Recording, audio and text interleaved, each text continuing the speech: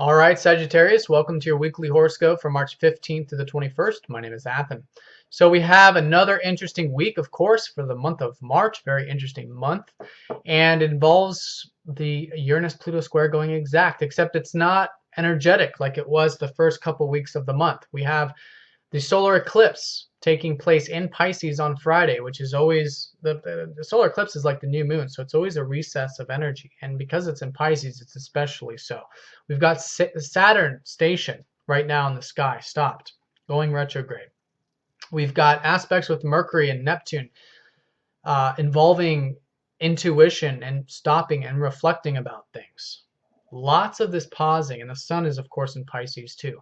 So an introverted time, I think, whereas last week was much more energetic, what we want to do is we want to transition into this week, especially this Saturday, Sunday, Monday time period leading into it, with be willing to go introverted, be willing to reflect and pause, and maybe not make decisions right away. Just think about things, reflect. That's this kind of energy.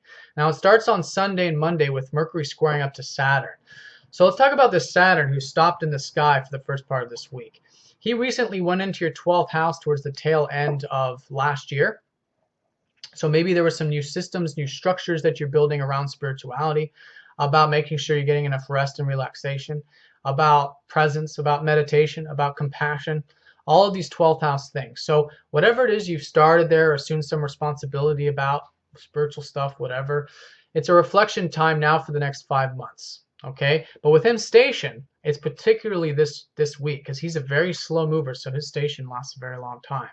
So reflect, don't make any major decisions. It's the spiritual areas. I mean, don't make any decisions behind the scenes, if that makes sense to you in any way, if there is something external you're working with behind the scenes. But yeah, use this time to reflect, think about the spiritual side of life, the presence, the compassion, the making sure you're getting enough R&R. Now that squares up to Mercury Sunday and Monday from your third house. So I think you guys are thinking about the day-to-day stuff. I think you're thinking about perhaps you guys are learning. Perhaps some of you picked up a book or started to take a course or teach a course or do some of that exchanging with the learning environment, maybe some new knowledge. Whatever that is, it's an integration. So if you're thinking, if you're active, your mind's active, that's great, that's fine. Just make sure that you are being clear with yourself internally.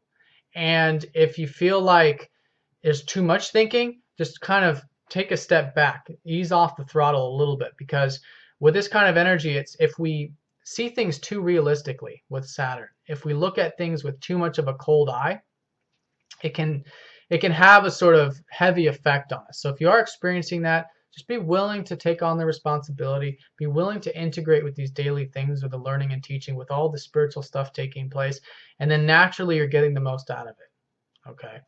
But the most important thing with this too is just not see things so realistically that it's pessimistic or, not even real anymore. Because that can sometimes happen with a square from Saturn. It's just too cold, too dense in our thinking. So lighten it up too. That's a good way of utilizing this energy. Lighten it up internally, because Mercury in your third house is showing you the power of mind. Neptune in your third house, who's going to go conjunct with Mercury Tuesday and Wednesday, is showing you how to flow with this. How you guys are communicating spiritually. You guys have this sort of spiritual voice, whether it's writing or whatever, or you're learning a lot about spirituality. So Tuesday, Wednesday in particular, I think you guys might learn more about that, but it's not going to be so much analytical as much as it's going to be just intuitive. So go with the flow there. If you guys are involved with anything in that third house, such as contracts, paperwork, listen to your intuition. Trust intuition over intellect this week, especially Tuesday and Wednesday. Now Monday and Tuesday, Uranus squares up to Pluto. So there's an exacting of energy there with Pluto in the first and Uranus in the fourth. Like I said, it's been an ongoing theme for the past 3 years. Very powerful stuff. And this is the final aspect, final integration, but it's internal. So you guys are going through major changes. Pluto's transiting your first house. You want to go with it. You want to release the attachments to your goals, your ambitions, move forward in that compassionate way. Pluto strips everything away that's just like ego attachments or things that we think we want, but we don't really see until we release and kind of ease up. And then through that, there's a power. And so when you guys are clear, spiritually clear about things, you're very powerful, right? And so this is what you're integrating. And you're also integrating that with releasing and this freedom from home and family, or from your past and your roots. You guys had Uranus transiting your fourth, but last week you had Mars go over there. So perhaps you guys started something new with home, with family, with your past, with your roots, with soul contracts, with where you come from, with your soul, all fourth house. So the key here is, again, to just reflect on these things. What you guys want to reflect on this week is your spirituality with the 12th house. Are you getting enough rest and relaxation? Are you getting that meditative time?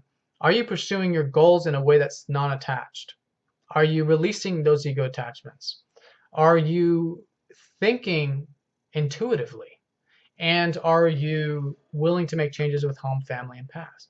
And if that's the case, and if you are, and all those things are in harmony, then this is a nice it's a nice month of feeling into it and understanding a lot more about it, so that when next week it's more of a transitional, we start to put the energy outward, you're very clear and you have that intuition already developed. You see, that's what we want to do, especially on Friday with the solar eclipse.